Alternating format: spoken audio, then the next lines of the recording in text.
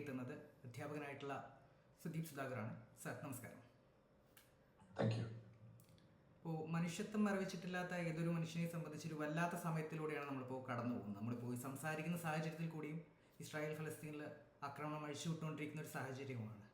ഇപ്പോൾ പലരും വിചാരിച്ചുകൊണ്ടിരിക്കുന്ന ഒക്ടോബർ 7 മുതൽ ഹമാസ് ഇസ്രായേലിലേക്ക് അറ്റാക്ക് ചെയ്ത ആ ദിവസം മുതൽ അല്ലെങ്കിൽ ആ നിമിഷം മുതലാണ് ഇവിടെ ഒരു പ്രശ്നം ആരംഭിച്ചിട്ടുള്ളതെന്നാണ് പലരും വിചാരിച്ചുകൊണ്ടിരിക്കുന്നത്. അപ്പോൾ അതിനെക്കുറിച്ച് എന്താ പറയുന്നത്? ചരിത്രത്തിന് നമുക്ക് പല രീതിയിൽ വായിക്കാം. അപ്പോൾ ചരിത്രത്തിനെ മനസ്സിലാക്കുന്നതിൽ ഏറ്റവും മോശപ്പെട്ട ഒരു രീതിയിൽ ഇസ്രായേൽ പലസ്തീൻ ചരിത്രത്തിനെ മനസ്സിലാക്കുന്ന രീതിയായിരിക്കും ഒക്ടോബർ 7 മുതൽ മാത്രം ചരിത്രത്തിന് നോക്കുന്നത്. നമ്മൾ പലസ്തീൻ വിട്ടിട്ട് നമുക്ക് വേറൊരു ഉദാഹരണം നോക്കിക്കഴിഞ്ഞാൽ ഒരുപക്ഷെ നമുക്ക് കുറച്ചുകൂടി വ്യക്തത വരും. 1919 ബ്രിട്ടീഷ് സർക്കാർ ഇന്ത്യയിൽ റൗളറ്റ് ആക്ട് പാസ്സാക്കുന്നത്.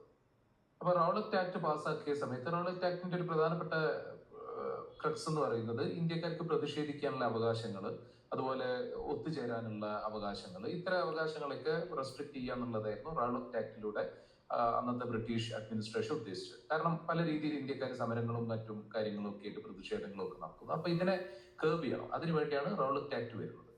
അപ്പൊ റൗളറ്റ് ആക്ട് വന്നതോടെ വലിയ രീതിയിലുള്ള പ്രതിഷേധം ഇന്ത്യയിലെ പല ഭാഗങ്ങളിലും ഉണ്ടാകുന്നു. അതിന്റെ ഒരു ഭാഗം പഞ്ചാബില് ആളുകൾ ജാലിയൻ വാലാബാഗ് എന്ന് പറയുന്ന സ്ഥലത്തിൽ ഒരു പ്രതിഷേധ യോഗം വിളിക്കുന്നു. അപ്പൊ ആ പ്രതിഷേധ യോഗം വിളിക്കുന്നിടത്തേക്ക് ബ്രിട്ടീഷ് സർക്കാർ സൈന്യത്തിനെ ജനറൽ ഡയർ സൈന്യമായിട്ട് വരുന്നു. അവിടെ കൂടിയിരുന്ന ആളുകളെ വെടിവെച്ചു കൊല്ലും. ഇതാണ് ജാലിയൻ വാലാബാഗിൽ നടന്നത്. അപ്പോൾ ജാലിയൻ വാലാബാഗില് നടന്ന കാര്യങ്ങളെ ചരിത്രം പരിശോധിക്കാൻ ചില ആളുകൾ വേണമെങ്കിൽ ഇന്ന് പലരും പലസ്തീൻ വിഷയമൊക്കെ പരിശോധിക്കുന്ന രീതി വെച്ചിട്ട് പരിശോധിക്കുകയാണെങ്കിൽ നിങ്ങൾ അവിടെ പോവുകയും പ്രതിഷേധിക്കുകയും ചെയ്തതുകൊണ്ടല്ലേ വെടിവെപ്പ് നടന്നതെന്ന് ചിലപ്പോൾ അവർ ചോദിച്ചു എന്ന് വരാം. പക്ഷെ നമ്മൾ അങ്ങനെയല്ല ചരിത്രത്തിനെ കാണുന്നത്. നമ്മൾ ചരിത്രത്തിനെ കാണുന്നത് ഫണ്ടമെന്റൽ ആയിട്ട് എന്താണ് അവിടെ നിലനിൽക്കുന്ന കോണ്ടെക്സ്റ്റ് എന്നുള്ളത് വളരെ പ്രധാനപ്പെട്ടതാണ്. അങ്ങനെ നോക്കുന്ന സമയത്ത് പലസ്തീനിൽ കഴിഞ്ഞ 100 വർഷമായിട്ടെങ്കിലും അവര് ഒരു ഒക്യുപ്പേഷനും അതുപോലെ ഒരു സെറ്റിലർ കൊളോണിയൽ പ്രൊജക്ടിന്റെ ഇരകളായിക്കൊണ്ടിരിക്കുകയാണ്. അങ്ങനെ ഇരകളായിക്കൊണ്ടിരിക്കുന്ന ആളുകൾ പല രീതിയിൽ പല കാലഘട്ടങ്ങളിൽ അവർ പ്രതിഷേധങ്ങളും സമാധാനപരമായിട്ടുള്ളതും വയലന്റ് ആയിട്ടുള്ളതും എല്ലാ തരത്തിലുള്ള പ്രതിഷേധങ്ങളുമായിട്ട് അവർ മുന്നോട്ട് വന്നിട്ടുണ്ട്. അതിന്റെ ഒരു തുടർച്ചയാണ് ഒക്ടോബർ 7 സംഭവിച്ചിട്ടുള്ളത്. ഒക്ടോബർ 7 സംഭവിച്ചിട്ടില്ലായിരുന്നെങ്കിൽ പാലും തേനും ഒഴുകുന്ന ഒരു സ്വർഗഭൂമിയായിരുന്നില്ല പലസ്തീനിൽ ഒക്യുപ്പേഷനിൽ ജീവിക്കുന്ന മനുഷ്യരുടെ ജീവിതം. അപ്പൊ അവരെ സംബന്ധിച്ച് ഇതിൽ വലിയ കാര്യമൊന്നുമില്ല. ഒക്ടോബർ 7 സംഭവിച്ചാലും ഇല്ലെങ്കിലോ അവരുടെ ജീവിതം ദുസ്സഹമായിരുന്നു. അപ്പൊ ആ ദുസ്സഹമായിട്ടുള്ള ജീവിതത്തിന് അതിനെ മാറ്റാൻ വേണ്ടി അവർ പല ശ്രമങ്ങളും നടത്തിയിട്ടുണ്ട്. ആ ശ്രമങ്ങളോട് ഇസ്രായേൽ എല്ലാ കാലത്തും വളരെ വയലന്റ് ആയിട്ടുള്ള രീതിയിൽ പ്രതികരിച്ചിട്ടുണ്ട്. അപ്പൊ അതാണ് ഇതിന്റെ ബേസിക് ആയിട്ടുള്ള കോണ്ടെക്സ്റ്റ്. ആ കോണ്ടെക്സ്റ്റ് മനസ്സിലാവാത്ത ആളുകളാണ് ഈ ഒക്ടോബർ 7 നടന്നത് കൊണ്ടാണ് ഈ കാര്യങ്ങളൊക്കെ നടന്നത് എന്നുള്ള രീതിയിൽ പറയുന്നത്. ഇനിയിപ്പോ ഒക്ടോബർ 7 നടന്നത് കൊണ്ടാണ് പ്രശ്നങ്ങൾ ഉണ്ടായതെന്ന് തന്നെ വെക്കാം. അങ്ങനെയാണെങ്കിലും ഇസ്രായേൽ ഇന്ന് ചെയ്യുന്ന കാര്യങ്ങളൊന്നും ആർക്കും ഒരു നീതിയുടെ അല്ലെങ്കിൽ ലെൻസിലൂടെ നോക്കിക്കഴിഞ്ഞാലോ അല്ലെങ്കിൽ നിയമത്തിന്റെ ലെൻസിലൂടെ നോക്കിക്കഴിഞ്ഞാലോ ഒന്നും ആർക്കും ന്യായീകരിക്കാൻ പറ്റില്ല. കാരണം ഇത്രയും ഇന്നസെന്റ് ആയിട്ടുള്ള സിവിലിയൻസിനെ 70,000 ആളുകൾ പല ഒഫീഷ്യൽ കണക്ക് പറയുന്നത്, അൺഒഫീഷ്യലി അതിന് എത്രയോ മടങ്ങ് ആളുകൾ ഇന്ന് മരിച്ചു കഴിഞ്ഞിട്ടുണ്ട്. ഇവരൊക്കെ ഹമാസ് തീവ്രവാദികളാണെന്ന് ഇസ്രായേലിന് പറയാം. സ്വാഭാവികമായിട്ട് ഇസ്രായേലിനെ പിന്തുണയ്ക്കുന്ന ആളുകൾ അത് വിശ്വസിക്കുകയും ചെയ്യുന്നുണ്ടാവും. പക്ഷെ ലോകത്തിലുള്ള മറ്റുള്ള ആളുകൾക്ക് അത് വിശ്വസിക്കാൻ വളരെ ബുദ്ധിമുട്ടായിരിക്കും.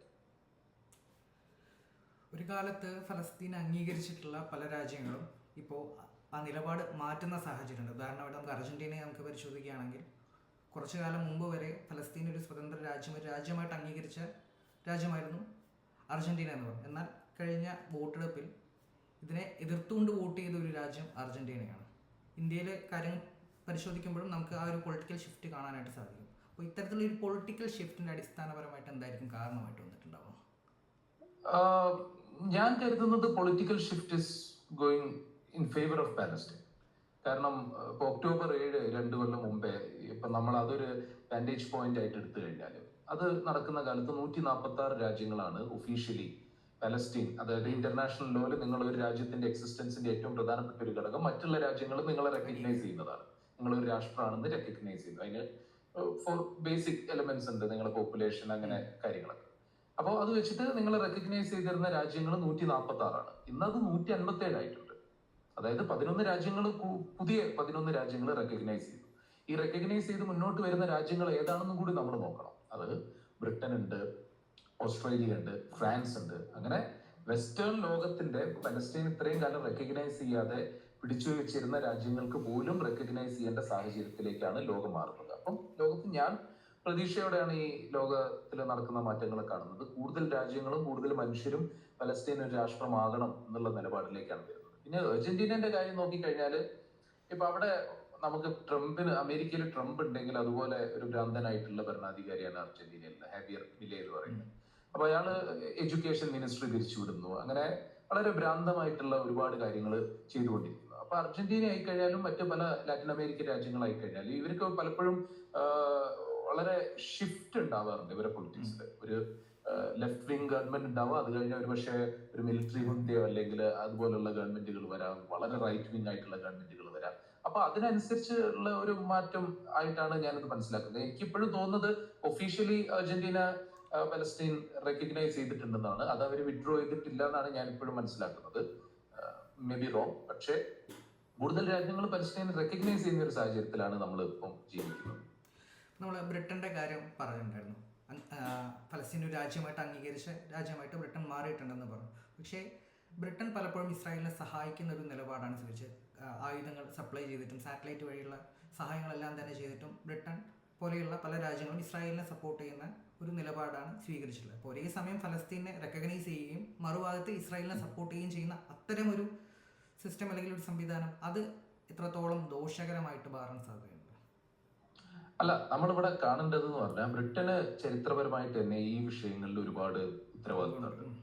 കാരണം 1917 ബ്രിട്ടീഷ് പാർലമെന്റിലെ ബാൽഫർ ഡിക്ലറേഷനാണ് പലസ്തീന ഹിസ്റ്റോറിക്കൽ പലസ്തീൻ മാൻഡേറ്റിനകത്ത് ഒരു ജൂതരാഷ്ട്രം ഉണ്ടാക്കുക എന്നുള്ള ഉറപ്പ് കൊടുക്കുന്നത്. അതിനുശേഷം ബ്രിട്ടൻ പിൻവാങ്ങുന്നത് വരെ ബ്രിട്ടന് വലിയ രീതിയിൽ ഇന്നത്തെ ഈ കുഴപ്പങ്ങളൊക്കെ ഉണ്ടാകുന്നതിന് ബ്രിട്ടന്റെ റോളുണ്ട്. അതോടൊപ്പം തന്നെ അതിനുശേഷവും ബ്രിട്ടീഷ് പോളിസി ഇസ്രായേലിനെ സഹായിക്കുക എന്നുള്ള ബ്രിട്ടീഷ് പോളിസി തന്നെയാണ് like most of the powerful western countries അവര് പിന്തുടർന്നു പോന്നിട്ടുള്ളത്. അപ്പൊ അതിന് ബ്രിട്ടന്റെ ഒരു മേന്മയായിട്ടല്ല ഞാൻ പറയുന്നത്, മറിച്ച് അങ്ങനെയുള്ളൊരു ബ്രിട്ടന് പോലും ഇന്ന് ലോകത്ത് പലസ്തീൻ അനുകൂലമായിട്ടുള്ള വലിയ രീതിയിലുള്ള പ്രതിഷേധങ്ങളും അതുപോലുള്ള വികാരവും ഉയർന്നു വരുന്നതിന്റെ ഭാഗമായിട്ട്, പ്രത്യേകിച്ച് ബ്രിട്ടനിലടക്കം അത്തരത്തിലുള്ള കാര്യങ്ങൾ വരുന്നതിന്റെ ഭാഗമായിട്ട് ബ്രിട്ടന് പോലും അല്ലെങ്കിൽ ഫ്രാൻസിന് പോലും അല്ലെങ്കിൽ ഓസ്ട്രേലിയക്ക് പോലും ഇവരെ റെക്കഗ്നൈസ് ചെയ്യേണ്ട അവസ്ഥ ഉണ്ടാകുന്നു.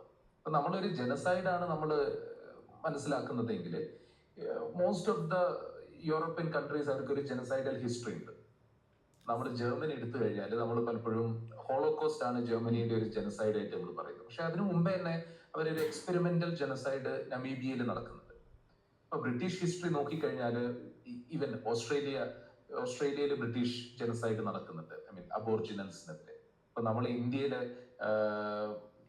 ഫാമിൻസ്, സെക്കൻഡ് വേൾഡ് വാറിന് അതിനു മുമ്പേ ഒക്കെ നടക്കുന്ന ഫാമിൻസ് ഓൾമോസ്റ്റ് ലൈക്ക് ജനസൈഡൽ ടെൻഡൻസീസ് വളരെ വിസിബിൾ ആയിട്ടുള്ള കാര്യങ്ങളാണ്. പോർച്ചുഗലിന്റെ ആഫ്രിക്കൻ കോളനികളിൽ അവരെ ഇടപെടലുകൾ, അല്ലെങ്കിൽ ബെൽജിയം കോങ്കോയിൽ ചെയ്തിട്ടുള്ളത്. അപ്പൊ യൂറോപ്യൻ സ്റ്റേറ്റ്സിന് അവരെ ലോങ് ഹിസ്റ്ററിയിൽ, അവരെ കൊളോണിയൽ ഹിസ്റ്ററിയിൽ സ്പെയിൻ സൗത്ത് അമേരിക്കയിലും നോർത്ത് അമേരിക്കയിലും ഒക്കെ ചെയ്തിട്ടുള്ളത്. ഇവരെ ജനസൈഡൽ ആക്ടിവിറ്റീസ് അല്ലെ ജനസൈഡൽ പ്രൊജക്ടുകൾ ഇവര് ഉടനീളം കൊണ്ട് നടന്നിട്ടുള്ള ആളുകളാണ്. അപ്പൊ അതുകൊണ്ട് ഇവരെ മേന്മയായിട്ടൊന്നും പറയാനില്ല. പക്ഷെ ഇപ്പൊ അവർ എത്തിപ്പെട്ടിട്ടുള്ള ഏറ്റവും വലിയ ദുർഘട അവസ്ഥ എന്ന് പറയുന്നത്, രണ്ടാം ലോക മഹായുദ്ധത്തിന് ശേഷം പ്രത്യേകിച്ച് അവരെ ഉയർത്തിക്കാട്ടുന്ന ഒരു വേൾഡ് ഓർഡർ ഉണ്ട്. അതായത് റൂൾ ബേസ്ഡ് ആയിട്ടുള്ള, ഹ്യൂമൻ റൈറ്റ്സ് പ്രൊട്ടക്ട് ചെയ്യുന്ന, ഇന്റർനാഷണൽ ലോ അക്സെപ്റ്റ് ചെയ്യുന്ന ഇത്തരത്തിലുള്ള ഒരു വേൾഡ് ഓർഡറിന്റെ ചാമ്പ്യൻസ് ആണ് ഞങ്ങൾ എന്നുള്ള രീതിയിലാണ് പൊതുവെ വെസ്റ്റേൺ ലോകം അവരെ പ്രൊജക്ട് ചെയ്യുന്നത്.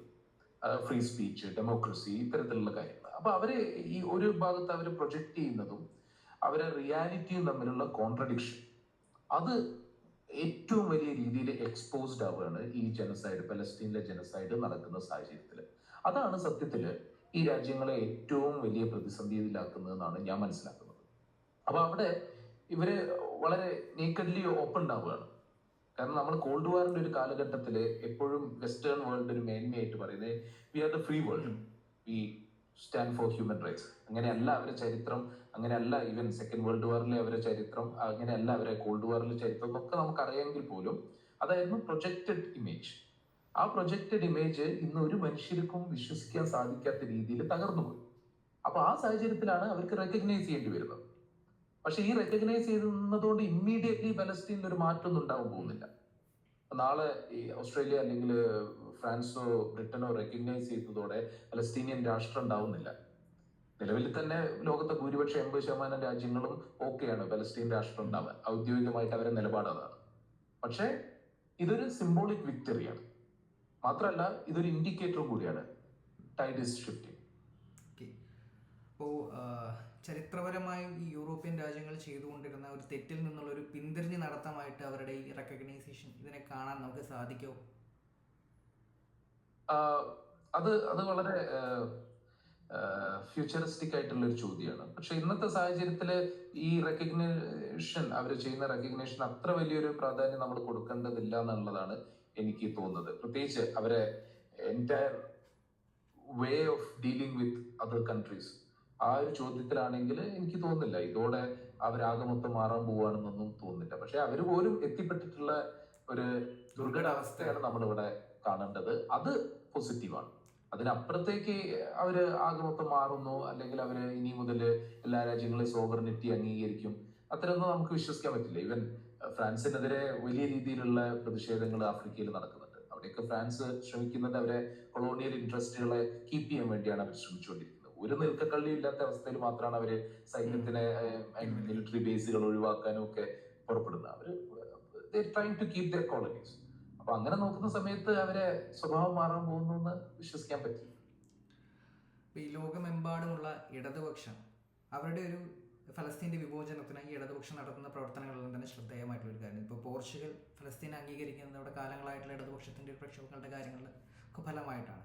ഫ്രാൻസിൽ ഫലസ്തീനെ അംഗീകരിച്ചുകൊണ്ടുള്ള പ്രസ്താവന പുറത്തു വരുമ്പോൾ ഇടതുപക്ഷം ഭരിക്കുന്ന ടൗൺ ഹാളുകളിൽ അവർ ഫലസ്തീൻ്റെ പതാക ഉയർത്തിക്കൊണ്ടാണ് ഇതിന് ഐക്യദാർഢ്യം പ്രഖ്യാപിച്ചുകൊണ്ട്. ഇപ്പോൾ നമ്മൾ കഴിഞ്ഞ ദിവസം ലുല പെട്രോയെ ചുംബിക്കുന്ന ചിത്രങ്ങളെല്ലാം തന്നെ നമ്മൾ കണ്ടിട്ടുണ്ട്. ഇന്ത്യയിലേക്ക് വരികയാണെങ്കിലും എല്ലാ ഇടതു പാർട്ടികളും ഇതിന് ഫലസ്തീൻ്റെ വിമോചനം തന്നെയാണ് മുന്നോട്ട് വയ്ക്കുന്ന ഒരു ആശയമായിട്ട്. അപ്പോൾ CPIയുടെ പാർട്ടി കോൺഗ്രസിൽ അഭിസംബോധന ചെയ്ത് സംസാരിച്ച ഒരാളെന്ന് പറയുന്നത് ഫലസ്തീൻ്റെ അംബാസഡറാണ്.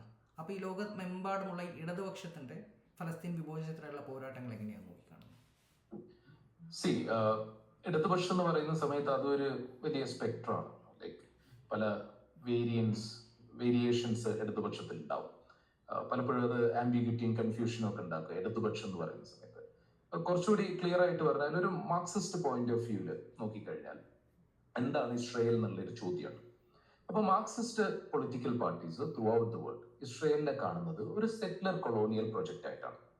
അതായത് ഇന്നത്തെ നമ്മൾ ജീവിക്കുന്ന ലോകക്രമം, മുതലാളിത്ത ലോകക്രമം, അതിന്റെ ഒരു ഭാഗമാണ് സാമ്രാജ്യത്വം. അതിന്റെ ഒരു ഉയർന്ന ഘട്ടമാണ് സാമ്രാജ്യത്വം. അതായത് മറ്റു രാജ്യങ്ങളെ കീഴടക്കുകയും മറ്റും ചെയ്യുന്നത്. അത് ഒരു കാലഘട്ടം വരെ കൊളോണിയലിസത്തിന്റെ രൂപത്തിൽ സംഭവിച്ചു. പിന്നീടുള്ള ഒരു കാലഘട്ടത്തിൽ കൊളോണിയലിസം പതിയെ ദേശീയ പ്രസ്ഥാനങ്ങളുടെ ഒക്കെ ഭാഗമായിട്ട് പിൻവാങ്ങേണ്ടി വന്നപ്പോൾ ഇന്ന് നമ്മൾ കാണുന്ന പോലെ IMFും വേൾഡ് ബാങ്കും അത്തരത്തിലുള്ള കാര്യങ്ങളുടെ ഒക്കെ രൂപത്തിൽ പല രീതിയിൽ ഇന്നും പല സ്റ്റേറ്റുകളെ അവരെ പരമാധികാരത്തിനെ പല രീതിയിൽ നമുക്ക് തടഞ്ഞു നിർത്തും. ഇതാണ് ഒരു ഗ്രാൻഡ് പിക്ചർ ലോകക്രമത്തിന്റെ.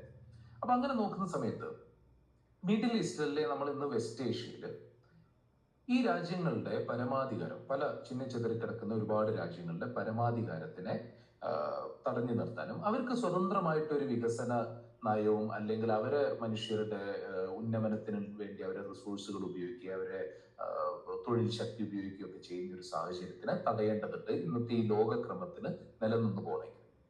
അങ്ങനെ നിലനിൽക്കണമെങ്കിൽ ആ മേഖലയിൽ ഒരു റീജിയണൽ പോലീസ് എന്നൊക്കെ പറയുന്ന പോലെ ഒരു സംവിധാനമാണ്. അപ്പൊ അമേരിക്കൻ സാമ്രാജ്യത്വത്തിനെ സംബന്ധിച്ച് ഇസ്രായേലിന്റെ ഡ്യൂട്ടി അതാണ്. അതായത് ആ മേഖലയിൽ എല്ലാ രാജ്യങ്ങളെയും ചെക്ക് ചെയ്ത് വെക്കുക. അവരൊരിക്കലും നമ്മൾ ഈ ഓർബിറ്റിന് പുറത്തേക്ക് പോയില്ല. ഓർബിറ്റിന് പുറത്തേക്ക് പോകുന്ന ഒരു രാജ്യം ഉണ്ടെങ്കിൽ ആ രാജ്യത്തിനെ ആക്രമിക്കാൻ ഏത് സമയത്തും ഉപയോഗിക്കാൻ പറ്റുന്ന ഒരു ടൂളായിട്ട് ഇസ്രായേലിനെ അവിടെ വെക്കുക. അപ്പോൾ മേഖലയിലെ പല രാജ്യങ്ങളും നോക്കിക്കഴിഞ്ഞാൽ അവര് ഓക്കെ, അവർ ആ ഓർബിറ്റിനുള്ളിൽ നിന്നുകൊണ്ട് അവർ എലീറ്റ്സ് ആർ ഓക്കെ. അതിനപ്പുറത്തേക്ക് ചോദ്യം ചെയ്യാൻ അവർക്ക് താല്പര്യമില്ല. മോസ്റ്റ്ലി റിച്ച് അറബ് കൺട്രീസിനൊന്നും അത്തരത്തിലുള്ള ഒരു താല്പര്യമില്ല. എന്നാൽ ചില സമയത്ത് മറ്റ് അറബ് രാജ്യങ്ങൾ അത്തരത്തിലുള്ള ശ്രമങ്ങൾ നടത്തുമ്പോൾ അവരെ തടഞ്ഞു നിർത്തണം. അപ്പോൾ ആ ഒരു കോണ്ടെക്സ്റ്റിലാണ് മാർക്സിസ്റ്റ് ഇടതുപക്ഷം ഇസ്രായേൽ എന്ന് പറയുന്ന രാജ്യത്തിനെ കാണുന്നത്. അതുകൊണ്ട് തന്നെ ഇസ്രായേലിനെതിരായിട്ടുള്ള ഫലസ്തീനികളുടെ റെസിസ്റ്റൻസിനെ ഒരു ആന്റി കൊളോണിയൽ സ്ട്രഗിൾ ആയിട്ടാണ് മാർക്സിസ്റ്റ് പൊളിറ്റിക്കൽ പാർട്ടീസ് കാണുന്നത്.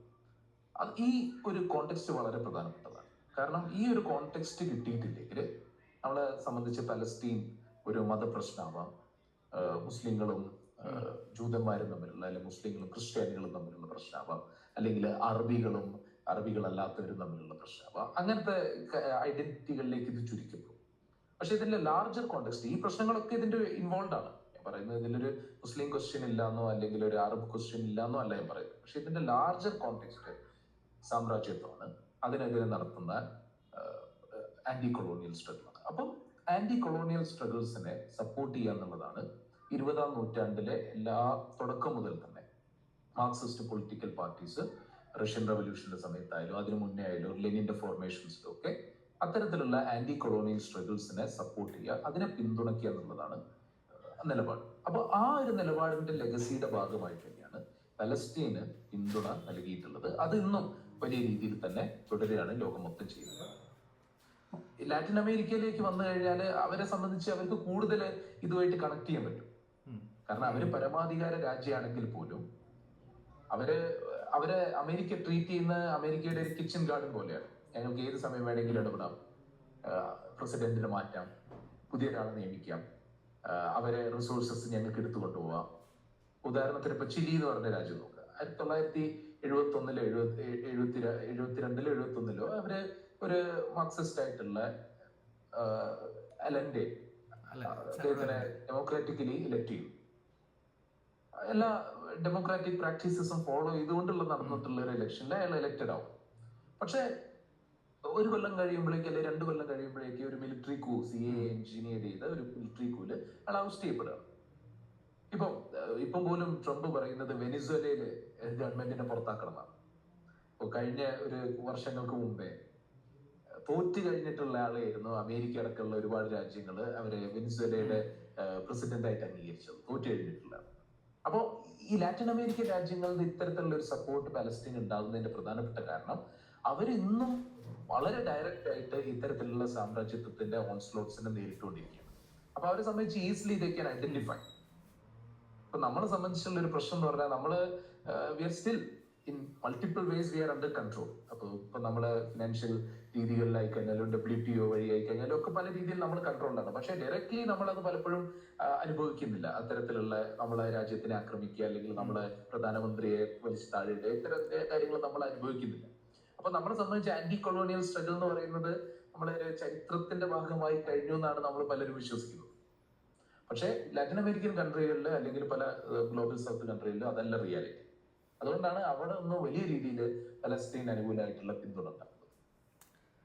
പ്രധാനമായിട്ടും ഈ ലോകരാജ്യങ്ങളെല്ലാം തന്നെ ഈ ഒരു വിഷയത്തിൽ പരിഹാരം എന്ന് പറഞ്ഞ് മുന്നോട്ട് വയ്ക്കുന്നത് ദ്വിരാഷ്ട്രവാദം, 2 രാജ്യങ്ങൾ ഉണ്ടാക്കി ആ പ്രശ്നം സോൾവ് ചെയ്യുക എന്നുള്ളതാണ് മിക്ക ലോകരാജ്യങ്ങളും മുന്നോട്ട് വയ്ക്കുന്ന ഒരു പരിഹാര മാർഗമായിട്ട് പറയുന്നത്. പക്ഷേ ഇടതുപക്ഷം ഇതിനെ എതിർക്കുകയാണ് ചെയ്തത്. അവരെ സംബന്ധിച്ച് പലസ്തീൻ എന്നുള്ളൊരു രാജ്യം മാത്രമേ ഉള്ളൂ എന്നുള്ളതാണ്. അപ്പോൾ ഈ ഇടതുപക്ഷം ഈ ദ്വിരാഷ്ട്രവാദത്തെ എതിർക്കുമ്പോൾ എന്തായിരിക്കാം മറ്റൊരു ഓൾട്ടർനേറ്റീവ് വേ ഈ ഒരു പ്രശ്നം സോൾവ് ചെയ്യാനായിട്ടുള്ളത്?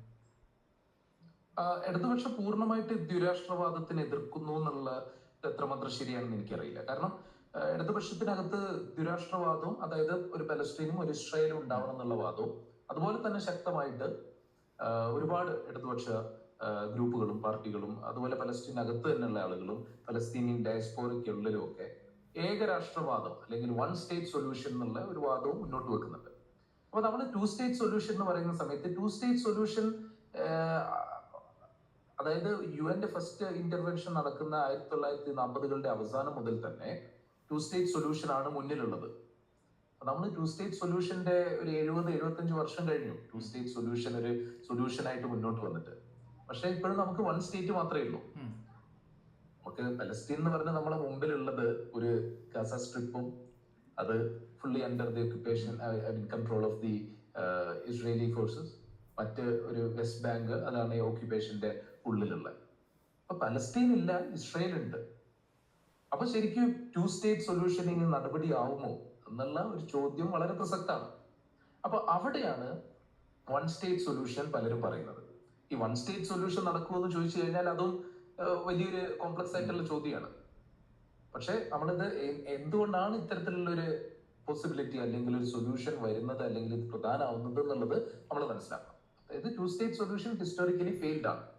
അപ്പൊ അവിടെ 1 സ്റ്റേറ്റ് സൊല്യൂഷൻ പറയുന്നത് പലരും ഇത് വൺ സ്റ്റേറ്റ് സൊല്യൂഷൻ എന്ന് പറയുന്ന സമയത്ത് പലരും ഇതിനെ ട്വിസ്റ്റ് ചെയ്തിട്ട് പറയും, അതായത് അവിടെയുള്ള എല്ലാ ഇസ്രായേലികളെയും നാട് കടത്താനാണ്, അല്ലെങ്കിൽ അവരെ മൊത്തം കൊല്ലാനാണ് വൺ സ്റ്റേറ്റ് സൊല്യൂഷൻ എന്നുള്ള രീതിയിലൊക്കെ പറയും. പക്ഷെ അത് അല്ലെങ്കിൽ റിവർ ടു ദ സീ പോലുള്ള മുദ്രാവാക്യങ്ങൾ പറയുന്ന സമയത്ത് ആളുകൾ പറയും, അപ്പൊ നിങ്ങൾക്ക് എല്ലാ ഇസ്രായേലികളെയും കൊല്ലുകയാണോ നിങ്ങൾക്ക് വേണ്ടതെന്നുള്ളത്. അതൊക്കെ വളരെ ചരിത്രവിരുദ്ധമായിട്ടുള്ള കാര്യങ്ങളാണ്.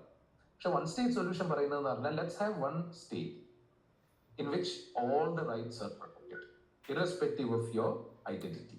നിങ്ങൾ അറബിയാണോ, നിങ്ങൾ ജൂതനാണോ, നിങ്ങൾ മുസ്ലിം ആണോ, നിങ്ങൾ ക്രിസ്ത്യൻ ആണോ. അതായത് ഇപ്പോൾ നമ്മൾ ഇന്ത്യൻ കോൺസ്റ്റിറ്റ്യൂഷൻ നോക്കിക്കഴിഞ്ഞാൽ നിങ്ങൾ ഇത്തരത്തിലുള്ള എലിജിബിലിറ്റിക്ക് അനുസരിച്ചല്ല നിങ്ങളെ റൈറ്റ്സ് വരുന്നത്. നിങ്ങൾ സിറ്റിസൺ ആണെങ്കിൽ നിങ്ങൾക്ക് ഈ റൈറ്റ്സ് ഒക്കെ ഉണ്ട്. ഇപ്പൊ മുസ്ലിം ആയാലും ഹിന്ദു ആയാലും അല്ലെങ്കിൽ വേറെ എന്തെങ്കിലും ആയാലും ഒക്കെ നിങ്ങൾക്ക് ഭരണഘടന ഭാഗം 3 പറയുന്ന അവകാശങ്ങളൊക്കെ നിങ്ങൾക്കുണ്ട്. അപ്പൊ അതേപോലെ ഒരു ഭരണഘടനയുടെ അടിസ്ഥാനത്തിൽ എല്ലാവർക്കും തുല്യത കൊടുക്കുന്ന ഒരു രാഷ്ട്രമായിക്കൂടെ എന്നുള്ള അന്വേഷണമാണ് വൺ സ്റ്റേറ്റ് സൊല്യൂഷൻ. അപ്പൊ ഇതിന് മുന്നേ പല ഉദാഹരണങ്ങളുണ്ട്. ഉദാഹരണത്തിന് ഇപ്പൊ സൗത്ത് ആഫ്രിക്ക 1993-4 കാലഘട്ടം വരെ ഒരു അപ്പാർത്തൈഡ് സ്റ്റേറ്റ് ആയിരുന്നു. അതായത് നിങ്ങൾ റേഷ്യൽ സെഗ്രിഗേഷൻ ആയിരുന്നു. നിങ്ങൾ വൈറ്റ്, മിക്സ്ഡ്, ഇന്ത്യൻ, ബ്ലാക്ക് ഇത്തരത്തിൽ നിങ്ങൾ 4 തിരിച്ചുകൊണ്ട് അതിനനുസരിച്ചായിരുന്നു നിങ്ങളെ റൈറ്റ്സ്. നിങ്ങൾക്ക് ഇപ്പൊ ഒരു ഭൂമി വാങ്ങണമെങ്കിൽ, ഇപ്പൊ ജോഹന്നാസ്ബർഗിലെ നല്ലൊരു സ്ഥലത്ത് പോയി ഭൂമി വാങ്ങണമെങ്കിൽ നിങ്ങൾ വൈറ്റ് ആയാലും മാത്രമേ വാങ്ങാൻ പറ്റൂ. ബ്ലാക്ക് ആണെങ്കിൽ നിങ്ങൾ വല്ല ഔട്ട്സ്കേർട്സിലും പോയി വാങ്ങണം, അല്ലെങ്കിൽ നിങ്ങൾക്ക് കല്യാണം കഴിക്കണമെങ്കിൽ പറ്റില്ല. അങ്ങനെ പല രീതിയിലുള്ള റേഷ്യൽ സെഗ്രിഗേഷൻ നിലനിന്നെ. പിന്നെ സൗത്ത് ആഫ്രിക്ക ഇന്ന് നമ്മൾ കാണുന്ന രീതിയിലുള്ള ഒരു രാജ്യം. ആ രാജ്യമായ സമയത്ത് എല്ലാവരും ഉൾക്കൊണ്ടുണ്ട്. അവിടെ ഉണ്ടായിരുന്ന വൈറ്റ്സ് ആയിട്ടുള്ള ആളുകളും മറ്റുള്ള ആളുകൾക്കും ഒക്കെ അവകാശങ്ങൾ നൽകുന്ന ഒരു രാജ്യമായിട്ട് മാറി. എന്നാൽ അതേസമയം തന്നെ ഹിസ്റ്റോറിക്കലി എക്സ്ക്ലൂഡഡ് ആയിട്ടുള്ള വിഭാഗങ്ങൾക്ക്, ബ്ലാക്സിന് അതുപോലുള്ള വിഭാഗങ്ങൾക്ക് അവർക്ക് പോസിറ്റീവ് ഡിസ്ക്രിമിനേഷൻ കൊടുക്കുന്ന കാര്യങ്ങളും സൗത്ത് ആഫ്രിക്കൻ കോൺസ്റ്റിറ്റ്യൂഷനിലുണ്ട്. അപ്പൊ അതുപോലെ ഒരു രാഷ്ട്രമായി മാറിക്കൂടെ എന്നുള്ള ചോദ്യമാണ്. കാരണം ഇനിയിപ്പം എല്ലാ ജൂതന്മാരും തിരിച്ചു പോകണമെന്ന് പറയുന്നതും ഒരു പോസിബിൾ ആയിട്ടുള്ള കാര്യമല്ല. കാരണം 3 തലമുറയായിട്ട് ജീവിക്കുന്ന ആളുകളാണ്. അപ്പൊ അവര് മൊത്തം ഇനി തിരിച്ച് എങ്ങോട്ട് പോകും എന്നുള്ളൊരു ചോദ്യമുണ്ട്. മാത്രമല്ല ഇവരെ histories R shared, culture is shared. അപ്പൊ അത്തരമുള്ള ഒരു സ്ഥലത്ത് എല്ലാവർക്കും പറ്റുന്ന ഒരു രാഷ്ട്രമാവുക എന്നുള്ളതാണ് വൺ സ്റ്റേറ്റ് സൊല്യൂഷൻ. പക്ഷെ അതും ഉടനെ സംഭവിക്കുന്ന ഒന്നാണോ എന്ന് ചോദിച്ചാൽ ഇറ്റ്സ് നോട്ട്, കോംപ്ലക്സ്. പലസ്തീൻ്റെ വിമോചനത്തിനായിട്ട് ഒരുപാട് പേര് വ്യക്തികളുടെ പോരാട്ടങ്ങൾ നമുക്ക് പ്രധാനമായിട്ട് എടുത്തു പറയുന്നത്. ഒരു 40 വർഷക്കാലത്തോളം ഫ്രാൻസിന്റെ ജയിലിൽ കിടന്ന ജോർജ് അബ്ദുലെ പോലുള്ള ഒരുപാട് ആളുകൾ ഫലസ്തീൻ്റെ വിമോചനത്തിന് വേണ്ടി പോരാടിയിട്ടുണ്ട്. അപ്പോൾ ഇത്തരത്തിലുള്ള വ്യക്തികളുടെ പോരാട്ടങ്ങളെ കൂടെ നമുക്കൊന്ന് പരാമർശിച്ചു പോകുന്നതല്ലേ? നമ്മളിത് കാണേണ്ട ഒരു പ്രധാനപ്പെട്ട കാര്യം എന്ന് പറഞ്ഞാൽ, വെസ്റ്റ് പൊതുവെ പറയാറുള്ളത് Israel is the only democracy in west Asia എന്നാണ്, അല്ലെ മിഡിൽ ഈസ്റ്റിലെ ആകെ ജനാധിപത്യ ഉള്ള ഒരു രാജ്യമാണ്. പക്ഷേ Israel is not a democracy. Israel ഭരണഘടനാപരമായിട്ട് തന്നെ അവരുടെ നിയമങ്ങളുടെ അടിസ്ഥാനത്തിൽ തന്നെ അവരൊരു അപ്പാർത്തൈഡ് റെജീമാണ്. നിങ്ങൾ ജൂതനായി കഴിഞ്ഞാൽ നിങ്ങൾക്ക് പ്രത്യേക അവകാശങ്ങളുണ്ട്. നിങ്ങൾ പലസ്തീനിയൻ ആണെങ്കിൽ നിങ്ങളുടെ അവകാശങ്ങൾ അതുപോലെയല്ല, നിങ്ങളുടെ ജീവിതം തന്നെ അതുപോലെയല്ല. ഇത്തരത്തില് അതുപോലെ നിങ്ങൾ ജുഡീഷ്യറി വളരെ ബയസ്ഡ് ആണ്. ഇത്തരത്തില് അവരെ റിട്ടൺ ലോസ് തന്നെ വളരെ കൃത്യമായിട്ട് അപ്പാർത്തൈഡ് റെജീമാണ്. അപ്പം നമ്മൾ പലപ്പോഴും മനസ്സിലാക്കേണ്ട ഒരു കാര്യം എന്ന് പറഞ്ഞാൽ, ഇപ്പം ഹമാസ് തട്ടിക്കൊണ്ടുപോയ ഹോസ്റ്റേജസിനെ കുറിച്ച് നമ്മൾ സംസാരിക്കാറുണ്ട്. എന്നാൽ ആയിരക്കണക്കിന് പലസ്തീനിയൻസ് ഇസ്രായേലി ജയിലുകളിൽ വർഷങ്ങളായിട്ട് ജീവിച്ചുകൊണ്ടിരിക്കുകയാണ്. അതിൽ ചെറിയ കുട്ടികൾ മുതൽ സ്ത്രീകളും വൃദ്ധരും ഒക്കെ ഉൾപ്പെടുന്നുണ്ട്. മാരകമായിട്ടുള്ള രോഗങ്ങൾ നേരിടുന്ന ആളുകൾ, ഇങ്ങനെ ഒരുപാട് ആളുകൾ, ആയിരക്കണക്കിന് ആളുകളെ വെസ്റ്റ് ബാങ്കിൽ നിന്നും ഗാസയിൽ നിന്നും അറസ്റ്റ് ചെയ്തുകൊണ്ട് പല ഇസ്രായേലി ജയിലുകളിലുണ്ട്. ഇവർക്ക് പ്രോപ്പർ ആയിട്ടുള്ള നിയമ സഹായങ്ങൾ ലഭിക്കാറില്ല, ഫെയർ ട്രയലിൽ ലഭിക്കാറില്ല. ഏറ്റവും ബൈസ്ഡ് ആയിട്ടുള്ള ജുഡീഷ്യറിയാണ് അവരെ ട്രയൽ നടത്താറുള്ളത്. മാത്രമല്ല UN, Amnesty international, human rights watch ഇവരൊക്കെ വളരെ കൃത്യമായിട്ട് എത്രയോ കാലഘട്ടമായിട്ട് റിപ്പോർട്ടുകൾ പറയുന്നുണ്ട്.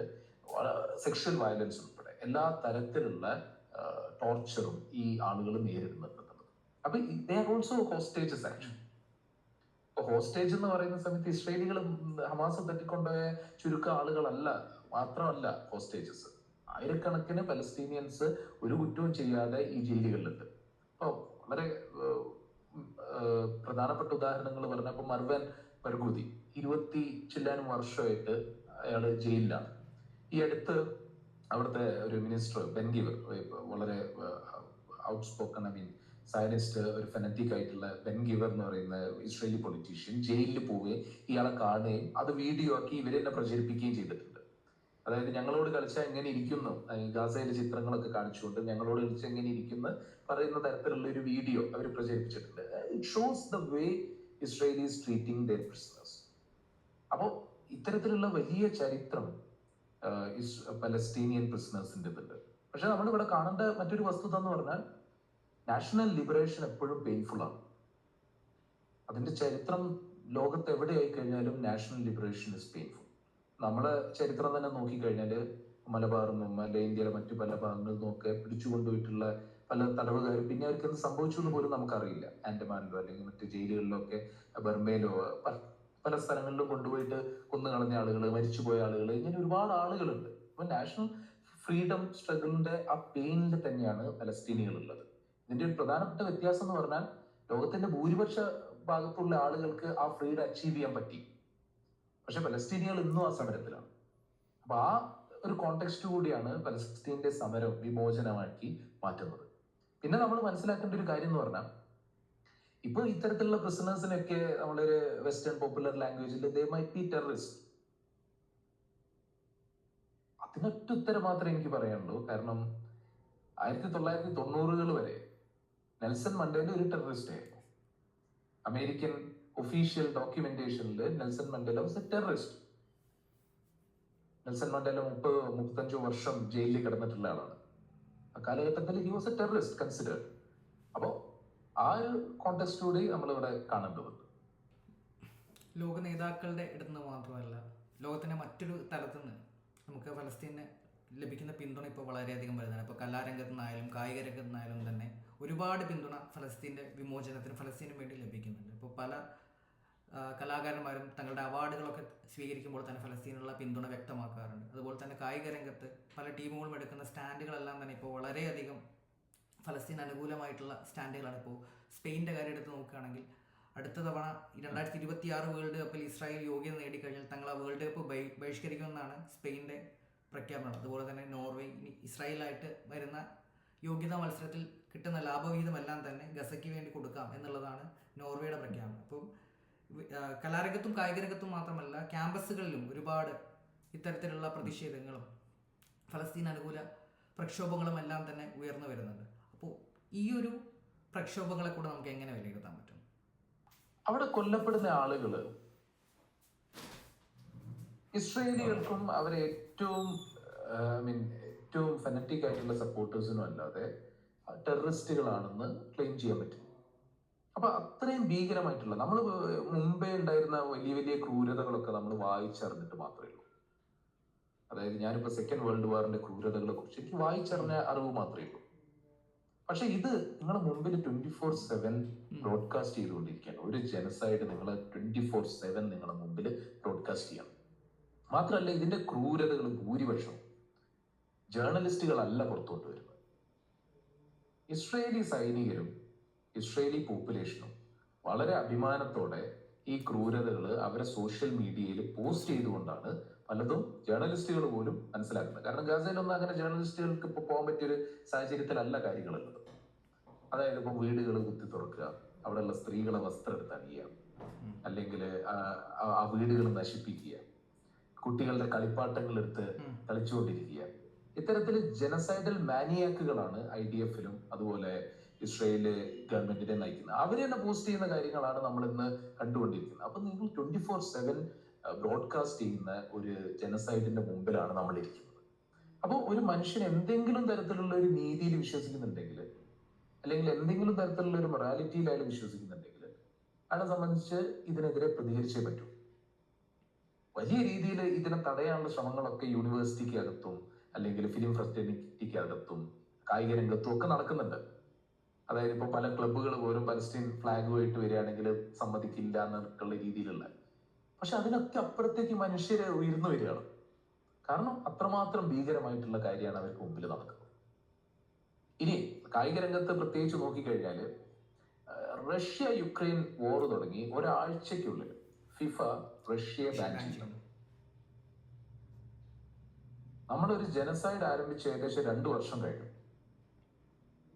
പക്ഷെ ഫിഫ യുഎഫ ഇതൊന്നും ബാൻ ചെയ്യുന്നില്ല.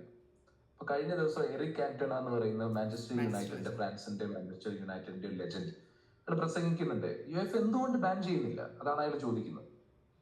അല്ലെങ്കിൽ ഫിഫ എന്തുകൊണ്ട് ബാൻ ചെയ്യുന്നില്ല? റഷ്യക്ക് നിങ്ങൾക്ക് ഒരു നിയമം, ഇസ്രായേലിന്റെ കാര്യത്തിൽ വരുമ്പോൾ നിങ്ങൾക്ക് വേറൊരു നിയമം. ഇത് സൂചിപ്പിക്കുന്ന വേറൊരു കാര്യം കൂടിയുണ്ട്. അതായത് നമുക്കിപ്പോൾ ഒളിമ്പിക്സ് ആയി കഴിഞ്ഞാലും വേൾഡ് കപ്പ് ആയി കഴിഞ്ഞാലും ഒക്കെ ഒരു മൾട്ടിപോളാർ ലോകമാണ് നമുക്ക് സൃഷ്ടിക്കാൻ ആഗ്രഹിക്കുന്നതെങ്കിൽ തീർച്ചയായും ഇന്നത്തെ സാഹചര്യത്തിൽ നമ്മൾ ആൾട്ടർനേറ്റീവുകളെ കുറിച്ച് ചിന്തിക്കേണ്ടി വരും. ഇത്തരം ഹിപ്പോക്രറ്റിക് ആയിട്ടുള്ള നിലപാടുകൾ എടുക്കുന്ന സ്പോർട്സ് അതോറിറ്റികൾ അല്ലെങ്കിൽ മറ്റ് ഇൻസ്റ്റിറ്റ്യൂഷനുകളൊക്കെ നിലനിൽക്കുമ്പോൾ നമുക്ക് ആൾട്ടർനേറ്റീവുകളെ കുറിച്ച് ചിന്തിക്കേണ്ടി വരും.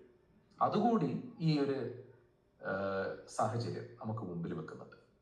അപ്പോൾ ഇത്തരം പ്രക്ഷോഭങ്ങളെല്ലാം തന്നെ റദ്ദ് ചെയ്യാൻ വേണ്ടിയിട്ടൊക്കെ ഇസ്രായേൽ അനുകൂലികൾ പറയുന്നത് ഗൾഫിലൊന്നും അല്ലെങ്കിൽ ഗൾഫ് രാജ്യങ്ങളിലൊന്നും തന്നെ ഇത്തരത്തിലുള്ള പ്രക്ഷോഭങ്ങളൊന്നും നടക്കുന്നില്ലല്ലോ എന്നുള്ള രീതിയിലാണ് ഈ പ്രക്ഷോഭങ്ങളെല്ലാം തന്നെ വില കുറച്ച് കാണുന്ന രീതിയിൽ ഒറ്റ ചോദ്യം കൊണ്ട് തന്നെ അവർ ഉത്തരം മുട്ടിക്കുന്ന ഈ ഒരു കാര്യം ചോദിച്ചുകൊണ്ട് ഗൾഫ് രാജ്യങ്ങളിലെല്ലാം തന്നെ ഇത്തരത്തിലുള്ള ഒരു പ്രക്ഷോഭങ്ങളും ഉണ്ടാവുന്നില്ലല്ലോ. പല ഗൾഫ് രാജ്യങ്ങളും ഇപ്പോൾ ഇസ്രായേലുമായിട്ട് ബന്ധം പുതുക്കാനായിട്ട് പോവുകയാണ്. ഇത്തരത്തിലുള്ള സംസാരങ്ങളെല്ലാം തന്നെ ഉണ്ടാകുന്നുണ്ട്. അപ്പോൾ ഗൾഫിൽ എന്തുകൊണ്ടാണ് ഇത്തരത്തിലുള്ളൊരു പ്രക്ഷോഭം ഉണ്ടാകാത്തത് എന്നുള്ളത് സാമാന്യമായിട്ട് ചിന്തിക്കുന്ന ഒരാൾക്ക് തോന്നാവുന്ന ഒരു കാര്യം. കാരണം ഗൾഫിൽ പലതും മുസ്ലിം രാഷ്ട്രങ്ങളാണ്. അപ്പോൾ എന്തുകൊണ്ട് ഇത്തരത്തിലൊരു പ്രക്ഷോഭങ്ങൾ അവിടെ ഉയർന്നു വരുന്നില്ല എന്ന് ചിന്തിക്കുമ്പോൾ സാമാന്യമായിട്ട് ചിന്തിക്കുന്ന ഒരാളെ സംബന്ധിച്ച് ഇതൊരു ചോദ്യം തന്നെയാണ്. അപ്പോൾ എന്തുകൊണ്ടായിരിക്കാം അവിടെ ഇത്തരം പ്രക്ഷോഭങ്ങളോ പ്രതിഷേധങ്ങളോ ഒന്നും ഉണ്ടാകാതെ വരുന്നത്?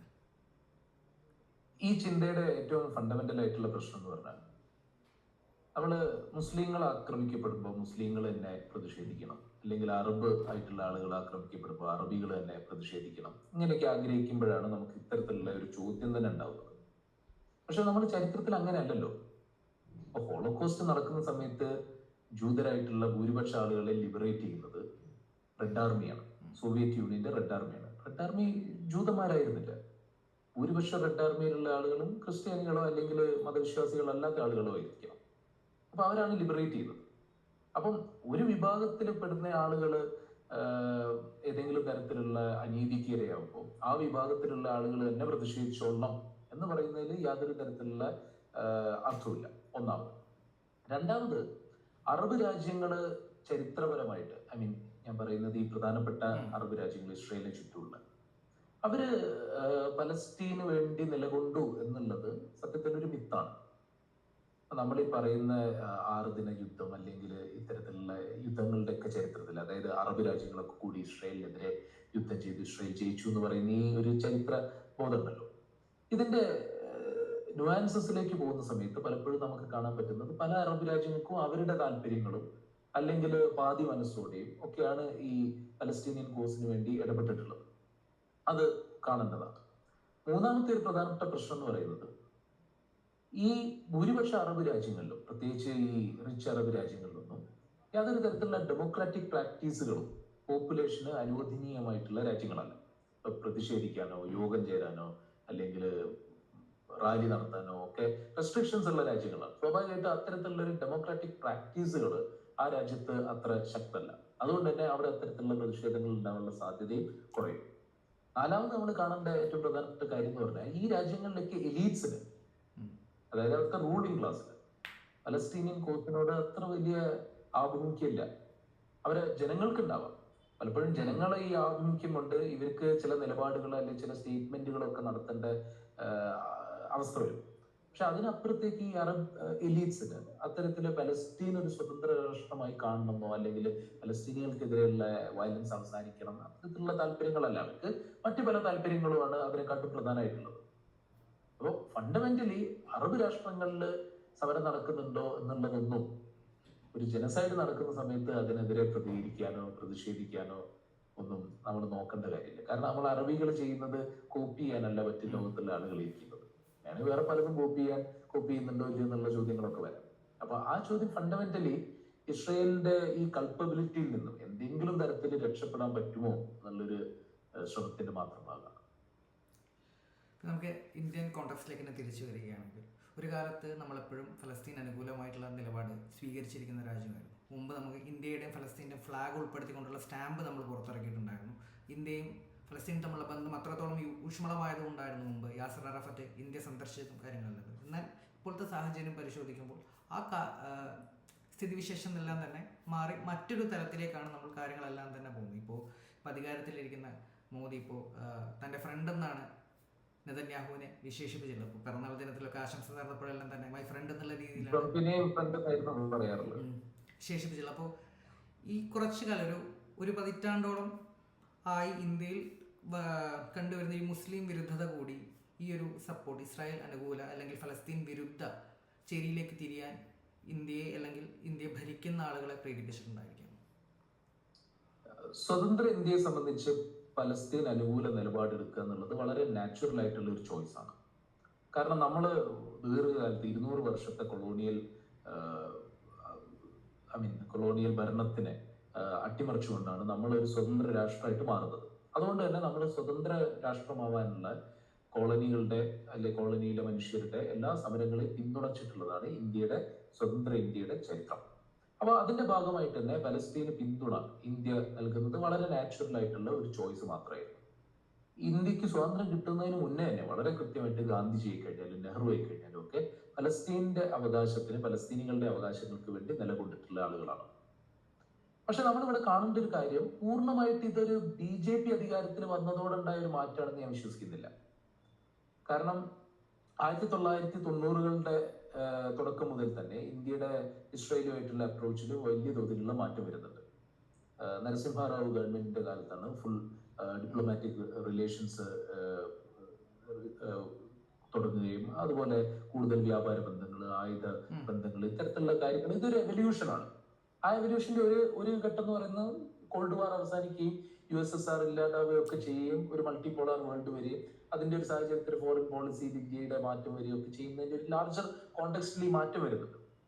ഇപ്പം NDA സർക്കാർ വന്നതിന് ശേഷം അല്ലെങ്കിൽ ഇന്ത്യയുടെ ഈ നിലവിലെ രാഷ്ട്രീയ സാഹചര്യത്തിൽ ഉണ്ടാകുന്ന വളരെ പ്രകടമായിട്ടുള്ള മാറ്റം എന്ന് പറഞ്ഞാൽ അപ്പോഴൊക്കെ പ്രോ പലസ്തീൻ നിലപാട് നമ്മൾ തുടരുന്നുണ്ട്. ഇന്നും ഒഫീഷ്യലി നമ്മുടെ നിലപാട് അത് തന്നെയാണ്. ഒഫീഷ്യലി നമ്മുടെ നിലപാട് പലസ്തീൻ രാഷ്ട്രമാകണം എന്നുള്ളത് തന്നെയാണ്. Despite all the political changes in India, നമ്മുടെ ഒഫീഷ്യൽ നിലപാടിൽ ഒരു മാറ്റമില്ല എപ്പോഴും. പക്ഷെ ഇവിടെ പ്രത്യേകമായിട്ടുള്ള ഒരു രാഷ്ട്രീയ മാറ്റം എന്ന് പറയുന്നത് ഇന്ത്യയിൽ ഇന്ന് ഭരിക്കുന്ന പ്രത്യയശാസ്ത്രവും ഇസ്രയേൽ ഭരിക്കുന്ന സയനിസ്റ്റ് ഐഡിയോളജിയും ചില കോമൺ പോയിന്റുകളിൽ മീറ്റ് ചെയ്യുന്നുണ്ട്. അതിലൊരു കോമൺ പോയിന്റ് എന്ന് പറഞ്ഞാൽ ഗ്രോയിങ് ഇസ്ലാമോഫോബിയ. അതായത് ലോകം മൊത്തം ഇസ്ലാമോഫോബിയ നിലനിൽക്കുകയും ഇന്ത്യക്ക് അതിന് പ്രത്യേകമായിട്ടുള്ള ഒരു കോണ്ടെക്സ്റ്റ് ഉണ്ട്. സയനിസം അത് അവരുടെ കോണ്ടെക്സ്റ്റിലും അത് ഉപയോഗിക്കുന്നുണ്ട്. അപ്പൊ ആ ഒരു കോമൺ പോയിന്റിൽ മീറ്റ് ചെയ്യുന്നുണ്ട്. മറ്റൊന്ന്, ഇന്ത്യയിലെ പൊളിറ്റിക്സിന്, ഡോമിനന്റ് പൊളിറ്റിക്സിന് ഒരുപാട് ആസ്പിറേഷണൽ കാര്യങ്ങൾ സയനിസ്റ്റുകൾ ചെയ്യുന്നുണ്ട്. The way they control the population, the way they even kill the people, ഇതൊക്കെ പലപ്പോഴും ഇവിടെയുള്ള പലർക്കും ആസ്പിറേഷണലാണ്. ഇത് ഞങ്ങൾക്കും ചെയ്യാൻ പറ്റുന്നില്ലല്ലോ എന്നുള്ള ഒരു സങ്കടം, അല്ലെങ്കിൽ ഞങ്ങൾക്ക് ചെയ്യാൻ പറ്റണം എന്നുള്ളൊരു ആഗ്രഹം. ഇത്തരം കാര്യങ്ങൾ നടക്കുന്നുണ്ട്. അപ്പൊ അവിടെ ഒരു കോമൺ പോയിന്റിൽ മീറ്റ് ചെയ്യുന്നിടത്താണ് ഇത്തരത്തിലുള്ള വലിയൊരു സപ്പോർട്ട്. ആക്ച്വലി ഇന്ത്യയിൽ നിന്നാണ് ഒരു പക്ഷേ ഗ്ലോബൽ സൗത്ത് നിന്ന് ഒരു റെക്കഗ്നൈസബിൾ ആയിട്ടുള്ള ഒരു സപ്പോർട്ട് പാലസ്തീന് കാണുന്നത്. പ്രത്യേകിച്ച് IT സെല്ലും അല്ലെങ്കിൽ ട്വിറ്ററിലും ഒക്കെ നമ്മൾ കാണുന്ന സപ്പോർട്ട്. എന്നാൽ ഇതിന്റെ ഒരു പ്രധാനപ്പെട്ട പ്രശ്നം എന്ന് പറഞ്ഞാൽ നമ്മൾ കുറച്ചുകൂടി ഉള്ളോട്ട് പോയി കഴിഞ്ഞാൽ ഇതിന്റെ കോൺട്രഡിക്ഷൻസ് വളരെ ഒബ്വിയസ് ആണ്. കാരണം നമ്മൾ ഒരു ഭാഗത്ത് നമുക്ക് പറയുമെങ്കിലും ഒരു കോമൺ പോയിന്റുകളിൽ മീറ്റ് ചെയ്യുന്നുണ്ടെങ്കിൽ പോലും പലപ്പോഴും ഇതൊക്കെ ട്വിറ്ററിൽ തന്നെ വളരെ രസകരമായിട്ടുള്ള രീതിയിലൊക്കെ നമുക്ക് കാണാൻ സാധിക്കാറുണ്ട്. അതായത് ഒരു ഇന്ത്യൻ ഫേക്ക് ID പോയിട്ട് പറയും ഞങ്ങൾ ഇസ്രായേലിനൊപ്പമുണ്ട്, ഞങ്ങൾ ഇസ്രായേലിൽ വന്നിട്ട് വരെ ഫൈറ്റ് ചെയ്യാൻ വേണ്ടി തയ്യാറാണ്. അപ്പൊ ഇസ്രായേലിൽ ഒരു ഫേക്ക് ID വന്നിട്ട് അല്ലെങ്കിൽ ഒരു ഒറിജിനൽ ID പറയും അതിന്റെ ആവശ്യമൊന്നുമില്ല, ഞങ്ങൾക്ക് തന്നെ ചെയ്യാനറിയാം, നിങ്ങൾ ഐഡിയൽ വേർഷിപ്പേഴ്സ് അല്ലേ, അതായത് വിഗ്രഹാരാധകരല്ലേ, അല്ലെങ്കിൽ നിങ്ങൾ ഇപ്പോഴും രാവിലെ കക്കൂസ് പോകാൻ വേണ്ടിയിട്ട് റെയിൽപാളത്തിൽ പോകുന്ന ആളുകളല്ലേ, ഇത്തരം ആളുകളും ഞങ്ങളെ കൂടെ കൂടേണ്ടതില്ല എന്നുള്ള. അപ്പൊ ഒരു ഹാർഡ് കോർ സയനിസ്റ്റ് പൊസിഷൻ അല്ലെങ്കിൽ ഒരു hard core Jewish extremist position എടുക്കുന്ന ആളെ സംബന്ധിച്ച് ഒരു ഹിന്ദു ബിലീവർ എന്ന് പറയുന്ന ഒരു ഐഡിയൽ വേർഷിപ്പർ ആണ്, അല്ലെ അവരുടെ ഈ ഒരു ആരാധന സമ്പ്രദായത്തിന് പുറത്തുള്ള ഒരാളാണ്. അപ്പൊ ആ കോൺട്രഡിക്ഷൻസ് ഒക്കെ വളരെ വ്യക്തമാണ്. നമ്മൾ ഉള്ളോട്ട് പോകുന്നവർ കോൺട്രഡിക്ഷൻസ് വളരെ വ്യക്തമാണ്. ഇത് ഈ മൂവ്മെന്റിൽ മാത്രമല്ല, ഇപ്പൊ അമേരിക്കയിലെ ഇവാഞ്ചലിക് ക്രിസ്ത്യൻസ് ആണ് ഏറ്റവും വലിയൊരു സപ്പോർട്ട് ബേസ് ഇസ്രായേലിന്റെ പുറത്ത്, ഇസ്രായേലിലുള്ള. പക്ഷെ തിയോളജിക്കലി കുറച്ചുകൂടി ഉള്ളിലേക്ക് പോയി കഴിഞ്ഞാൽ അവരുടെ കോൺട്രഡിക്ഷൻസ് വളരെ ഒബ്വിയസ് ആയിട്ട് പുറത്തേക്ക് വരും. അപ്പോൾ ഇന്ത്യയിൽ ഇപ്പൊ നടക്കുന്ന മാറ്റം എന്ന് പറഞ്ഞാൽ ഇന്ത്യയിലെ പൊളിറ്റിക്സ് കൂടുതൽ റൈറ്റ് വിങ്ങിലേക്ക് ഷിഫ്റ്റ് ആയിട്ടുണ്ട് കഴിഞ്ഞൊരു 10-15 കൊല്ലമായിട്ട്. അത് പല കോമൺ പോയിന്റ്സും സയനിസ്റ്റ് പ്രൊജക്റ്റുമായിട്ട് മീറ്റ് ചെയ്യുന്നുണ്ട്. അവിടെയാണ് ഈ ഒരു ലവ് സ്റ്റോറി ഉണ്ടാവുന്നത്. പക്ഷെ അവിടെ കാണേണ്ട ഒരു കാര്യം എന്ന് പറഞ്ഞാൽ, even after this love story ഇന്ത്യയുടെ ഒഫീഷ്യൽ പൊസിഷൻ മാറുന്നില്ല. കാരണം പലസ്തീനിയൻ കോസ് ഇപ്പൊ അത്രയും ശക്തമാണ്. ഇന്ത്യക്ക് അതൊന്നും വിട്ടു നിൽക്കാൻ സാധിക്കില്ല, ഈവൻ ഇഫ് ദേ വാണ്ട്. ആഗ്രഹിച്ചാൽ പോലും സാധിക്കാത്ത തരത്തിലേക്ക്, കാരണം അത്തരത്തിലൊരു പൊസിഷൻ എടുത്താൽ ഇന്ത്യ കൂടി ഐസൊലേറ്റഡ് ആവുന്ന സാഹചര്യമാണ് നമുക്ക് വരാൻ പോകുന്നത്. ഇപ്പൊ തന്നെ പലപ്പോഴും നമ്മൾ ക്രിട്ടിസൈസ് ചെയ്യപ്പെടുന്നത്, ഗ്ലോബൽ സൗത്തിൽ ക്രിട്ടിസൈസ് ചെയ്യപ്പെടുന്നത് നമ്മളെ പ്രോ പലസ്തീനിയൻ പൊസിഷനുകൾ കൊണ്ടാണ്. അപ്പോൾ ഇതാണ് എനിക്ക് തോന്നുന്നത് ഇതിന്റെ ഒരു ലാർജർ കോണ്ടെക്സ്റ്റ്. നമ്മുടെ കേരളത്തിലെ സൈബർ ഇടങ്ങളിൽ ലെഫ്റ്റ് പൊളിറ്റിക്സ് പറയുന്ന, അല്ലെങ്കിൽ ലെഫ്റ്റിനോട് ചേർന്ന് നിൽക്കുന്ന പലരും തന്നെ ഹമാസിനെ മുൻനിർത്തി പലസ്തീൻ പ്രശ്നങ്ങളെ തന്നെ തെറ്റാണെന്ന് കാണിക്കുന്ന രീതിയിൽ, അതിനെ എതിർക്കുന്ന രീതിയിൽ, ഫലസ്തീൻ വിമോചനത്തെ എതിർക്കുന്ന രീതിയിൽ ഉള്ള നിലപാടുകൾ സ്വീകരിക്കുന്ന പല ഇടത് രാഷ്ട്രീയത്തോട് ചേർന്ന് നിൽക്കുന്ന ആളുകളുണ്ട്. ഈ ഹമാസ് എന്നുള്ള ഒറ്റ വിഷയം മാത്രം മുൻനിർത്തി. അപ്പോൾ അതിനോടെന്താ പറയാം? കേരളത്തിലെ ലെഫ്റ്റ് എന്ന് പറയുന്നത് ഒരു ഓർഗനൈസ്ഡ് ഫോമുള്ള ലെഫ്റ്റാണ്. അത് സോഷ്യൽ മീഡിയയിൽ എക്സിസ്റ്റ് ചെയ്യുന്ന, അല്ലെങ്കിൽ കുറച്ച് ഇൻഡിവിജ്വൽസ് നിലപാടുകൾ പറഞ്ഞിട്ടുണ്ടാവുന്ന ഒരു ലെഫ്റ്റ് അല്ല കേരളത്തിലെ left. It's A working class organisation കേരളത്തിലുണ്ട്. ആ വർക്കിംഗ് ക്ലാസ് ഓർഗനൈസേഷൻ വളരെ കൃത്യമായിട്ട് പലസ്തീനിയൻ നിലപാടുണ്ട്. ആ നിലപാട് ഞാൻ നേരത്തെ സൂചിപ്പിച്ച പോലെ ഒരു ആന്റി കൊളോണിയൽ സ്ട്രഗിൾ ആയിട്ടും അതിന്റെ ഭാഗമായിട്ട് പലസ്തീനിയൻ പിന്തുണ കൊടുക്കുന്നുണ്ട്. എന്നാൽ ഇവിടെ നമ്മൾ കാണേണ്ടതെന്ന് പറഞ്ഞാൽ, പലപ്പോഴും ലെഫ്റ്റ് ആണെന്ന് പറയുന്ന ആളുകൾ പൂർണ്ണമായിട്ട് ലെഫ്റ്റിന്റെ ഐഡിയോളജിയുമായിട്ട് സബ്സ്ക്രൈബ് ചെയ്തിട്ടുള്ള ആളുകളാവണമെന്നില്ല.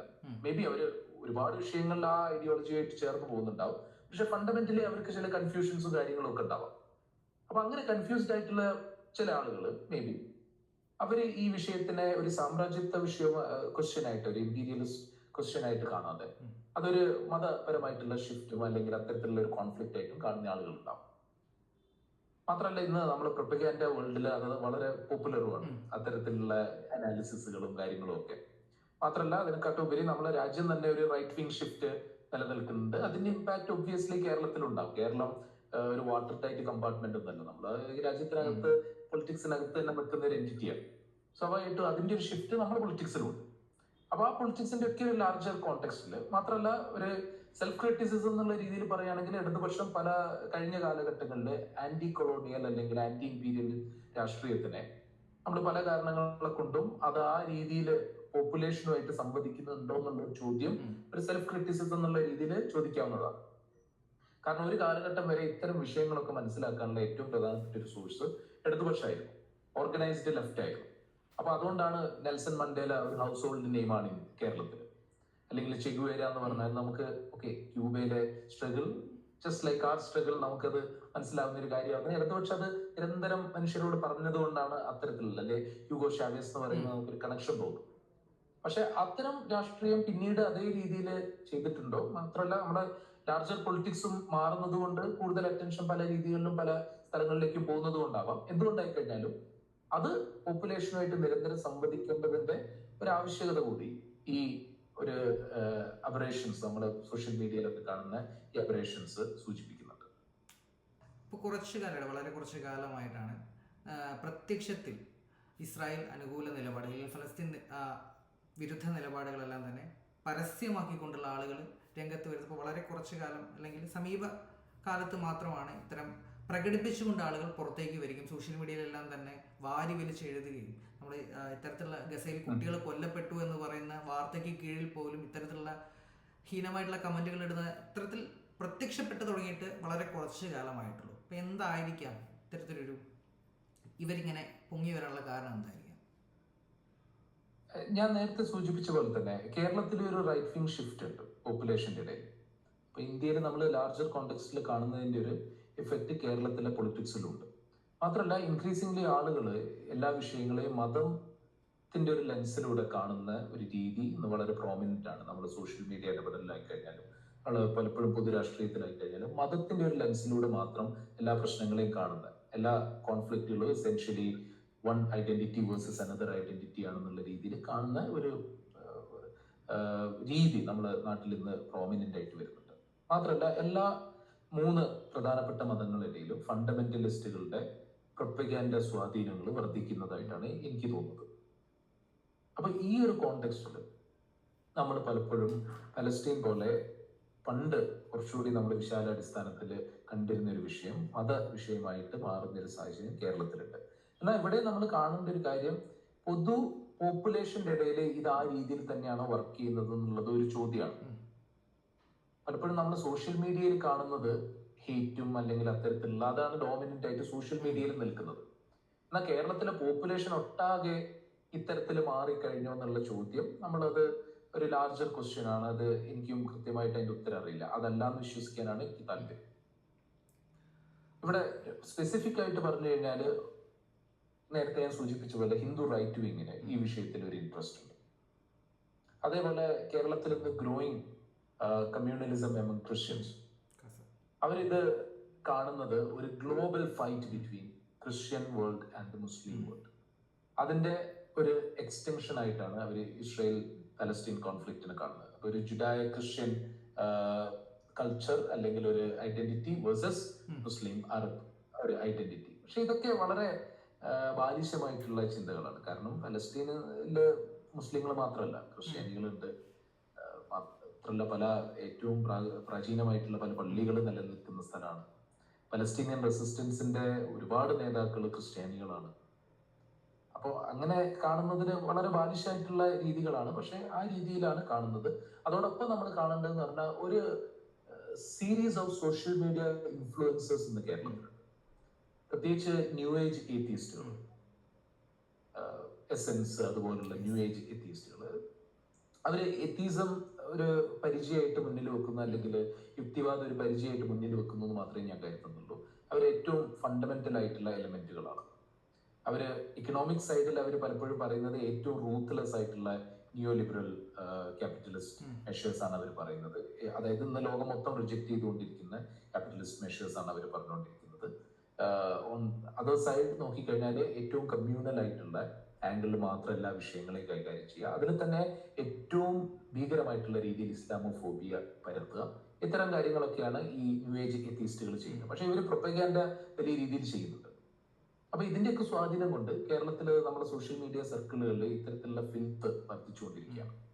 പക്ഷെ അതേസമയം തന്നെ ഇതിനെതിരെയുള്ള വലിയ രീതിയിൽ നമ്മളെല്ലാം പ്രതീക്ഷ കൈവിട്ടുകൊണ്ട് സംസാരിക്കണം കാര്യമുണ്ടെന്ന് എനിക്ക് തോന്നുന്നില്ല. സോഷ്യൽ മീഡിയ നോക്കിക്കഴിഞ്ഞാൽ തന്നെ നമുക്ക് പ്രോ പലസ്തീൻ ആയിട്ടുള്ള അല്ലെങ്കിൽ വംശഹത്യക്കെതിരായിട്ടുള്ള ഒരുപാട് എഴുത്തുകളും ഒരുപാട് ആളുകളുടെ ഇടപെടലുകളും കാണാൻ പറ്റും. അതോടൊപ്പം തന്നെ നമ്മൾ ഗ്രൗണ്ടിൽ നോക്കിക്കഴിഞ്ഞാലും യുവജന സംഘടനകളും പല UDF-ന്റെ LDF-ന്റെ ഒക്കെ ഭാഗത്തു നിന്ന് ഇത്തരം സമരങ്ങളും കാര്യങ്ങളും നടത്തുന്നത് നമുക്ക് കാണാൻ പറ്റും. നമ്മളെ തന്നെ കോളേജുകളിലെ വിദ്യാർത്ഥികൾ അത്തരത്തിലുള്ള രീതികൾ എടുക്കുന്നത് കാണാൻ പറ്റും. അപ്പോൾ അതുകൊണ്ട് ഞാൻ അങ്ങനെ ഒരു ഹോപ്പ്ലെസ് ആയിട്ട് ഈ വിഷയത്തിനെ കൈകാര്യം ചെയ്യാൻ ഉദ്ദേശിക്കുന്നില്ല. എന്നാൽ അതേസമയം തന്നെ നമ്മൾ കാണേണ്ട വേറൊരു കാര്യം, ഇസ്ലാമിക് ഫണ്ടമെന്റൽ ഗ്രൂപ്പുകളും ഇതൊരു ഇസ്ലാമിക് ക്വസ്റ്റ്യൻ ആയിട്ട് മാത്രം അവതരിപ്പിക്കാൻ താല്പര്യപ്പെടുന്നുണ്ട്. അപ്പൊ they all benefit from that. അതിനെ ബ്രേക്ക് ചെയ്യുക എന്നുള്ളതാണ് ഏറ്റവും പ്രധാനപ്പെട്ട ഒബ്ജക്റ്റീവ്. അവസാനമായിട്ടൊരു ചോദ്യം കൂടെ ചോദിച്ച് നമുക്ക് അവസാനിപ്പിക്കാം. യുദ്ധത്തിന്റെ സകല മര്യാദകളും ലംഘിച്ചുകൊണ്ടാണ് ഇപ്പോൾ ഇസ്രായേൽ ഗസയിൽ ആക്രമണം അഴിച്ചുവിടുന്നത്. ഹോസ്പിറ്റൽസ് ആക്രമിച്ച് ഇല്ലാതാക്കുക, ഡോക്ടേഴ്സിനെ കൊല്ലുക, കുട്ടികളെ കൊല്ലുക. അപ്പോൾ ഇത്തരത്തിലുള്ള നടപടികളുമായിട്ട് മുന്നോട്ട് പോകുന്ന ഇസ്രായേലിനെ നമുക്ക് അന്താരാഷ്ട്ര നീതിന്യായ കോടതിയിൽ നിന്നും നേരിട്ട് ഒരു നടപടി എടുക്കാത്തത് എന്തുകൊണ്ടാണെന്നുള്ളൊരു സ്വാഭാവികമായിട്ടുള്ള ചോദ്യം ആളുകളുടെ ഇടയിൽ നിന്നാണ്. ഈ ഗാസ കോൺഫ്ലിക്റ്റിന്റെ ഏറ്റവും പ്രധാനപ്പെട്ട ഒരു റിസൾട്ട് എന്ന് പറയുന്നത് എത്രമാത്രം നമ്മൾ ഇന്റർനാഷണൽ ഇൻസ്റ്റിറ്റ്യൂഷൻസ് ബയസ്ഡ് ആണ്, വീക്കാണ്, ഓൾമോസ്റ്റ് യൂസ്ലെസ് ആണെന്നുള്ള കാര്യം ഈ കോൺഫ്ലിക്റ്റ് ഓപ്പൺ ചെയ്തു. നിങ്ങൾ കണ്ടിട്ടുണ്ടോ എന്നറിയില്ല. ആക്ച്വലി ഈ യഹിയ സിൻവറിന്റെ ഒരു പ്രസംഗം യൂട്യൂബിലുണ്ട്. യഹിയ സിൻവറിന്റെ പ്രസംഗത്തില് ഹമാസിന്റെ മുന്നേറ്റ ലീഡർ പുള്ളിക്കാരൻ പറയുന്ന ഒരു പ്രധാനപ്പെട്ട കാര്യം, വി വിൽ എക്സ്പോസ് ഈ കോൺട്രഡിക്ഷൻസിനെ, ഇത്തരത്തിലുള്ള കോൺട്രഡിക്ഷൻസിനെ ഞങ്ങൾ എക്സ്പോസ് ചെയ്യും. ആക്ച്വലി അവർ എക്സ്പോസ് ചെയ്തു. കാരണം UN-ല് എത്രയോ തവണ സീസ് ഫയർ വരുന്നു, പക്ഷെ അമേരിക്ക അല്ലെങ്കിൽ ഏതെങ്കിലും ഒരു പെർമനന്റ് മെമ്പർ അത് വീറ്റോ ചെയ്യുന്നു. മോസ്റ്റ്ലി അമേരിക്ക വീറ്റോ ചെയ്യുന്നു, അത് നടക്കാതെ പോകുന്നു. ജനറൽ അസംബ്ലി പാസ്സാക്കുന്നു, പക്ഷെ കാര്യമില്ല. 150 185 രാജ്യങ്ങളൊക്കെ അതിനെ അനുകൂലിച്ചാൽ പോലും UN സെക്യൂരിറ്റി കൗൺസിലിൽ വരുന്ന സമയത്ത് അത് വീറ്റോ ചെയ്യപ്പെടുന്നു. അപ്പൊ അതുകൊണ്ട് ഒരു മെക്കാനിസം ഇന്റർനാഷണൽ സിസ്റ്റത്തിൽ ഇല്ല എന്നുള്ളത് നമ്മൾ കാണണം. അപ്പം അന്താരാഷ്ട്ര കോടതികൾക്ക് വിധികൾ പാസ്സാക്കാം, പക്ഷെ അതെങ്ങനെ ഇംപ്ലിമെന്റ് ചെയ്യും? ഇംപ്ലിമെന്റ് ചെയ്യാൻ പ്രത്യേകമായിട്ടുള്ള ഒരു മെക്കാനിസം ഇല്ല. അത് UN അസംബ്ലിയിൽ വരികയും സെക്യൂരിറ്റി കൗൺസിലിൽ വരികയും അത് റെസൊല്യൂഷനായിട്ട് പാസ്സാവുകയും അതിന്റെ ഭാഗമായിട്ട് സാങ്ഷൻസോ മറ്റു കാര്യങ്ങളോ വരുന്ന മാത്രമേ ഇത് റിയാലിറ്റിയിൽ പ്രാക്ടിക്കലി ഒരു കാര്യമായിട്ട് മാറും. പക്ഷെ അത്തരത്തിലുള്ള ഒരു സിസ്റ്റം ഇല്ലാത്തത് കൊണ്ട് തന്നെ ഇത് തുടർന്നുകൊണ്ടിരിക്കുന്നു. ഇവിടെ ആൾട്ടർനേറ്റീവ്സ് ബിൽഡ് ചെയ്യേണ്ടതിന്റെ അല്ലെങ്കിൽ ഇന്നുള്ള സിസ്റ്റത്തിനെ ഫണ്ടമെന്റലി തന്നെ ചേഞ്ച് ചെയ്യുന്നതിനൊക്കെ പറ്റി ചിന്തിക്കേണ്ടിയിരിക്കുന്നു. ഇത്രത്തോളം സമയം നമ്മളോട് സംവദിച്ച സതീം, താങ്ക് യു വെരി മച്ച്. നമ്മൾ പ്രതീക്ഷിക്കുന്ന പോലെ തന്നെ വംശഹത്യ എല്ലാം തന്നെ അവസാനിച്ച് നല്ലൊരു പുലരികയായി നമുക്ക് പ്രത്യാശിക്കാം. Thank you. Thank you for inviting me.